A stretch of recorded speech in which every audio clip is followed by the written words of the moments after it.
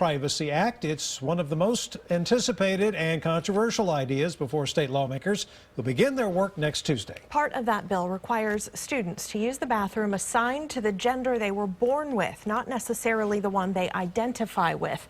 KXAN political reporter Phil Prazen looks at the specifics.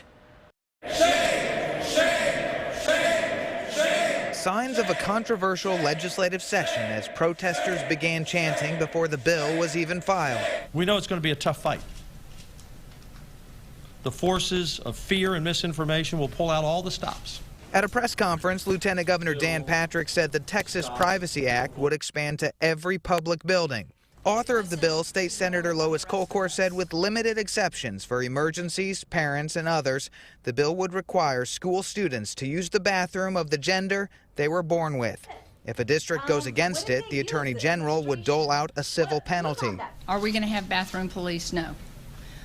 What this is it allows an individual who feels uncomfortable to report that. We kind of expected this to be coming. AISD Board President Kendall Pace says every school in the district has a single occupancy stall just in case, and says this is a solution in search of a problem. I think this will end up creating more stress and strife and discord than any problem I guess it's trying to solve.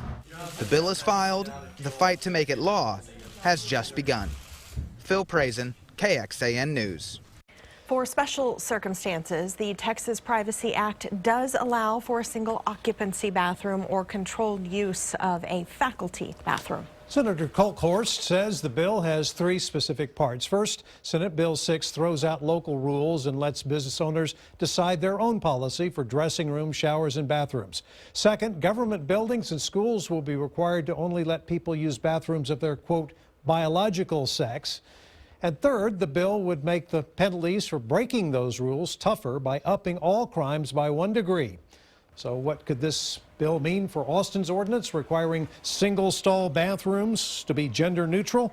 We'll take a closer look at that coming up tonight on KXAN News at 6. North Carolina's bathroom bill made a lot of headlines last year, but it's important to point out differences between the bill here in Texas and their law. North Carolina law requires people to use the bathroom facilities corresponding to the sex on their birth certificates in public buildings, including schools. That would be the same here in Texas, but North Carolina's law goes beyond bathrooms. It also prevents local governments from creating anti-discrimination policies for businesses that are more strict than state law.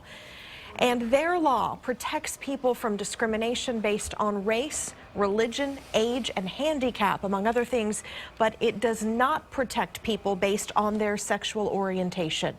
The anti-discrimination policy is not part of the proposed Texas law. Wired crunched the numbers and found the North Carolina law cost that state nearly $400 million.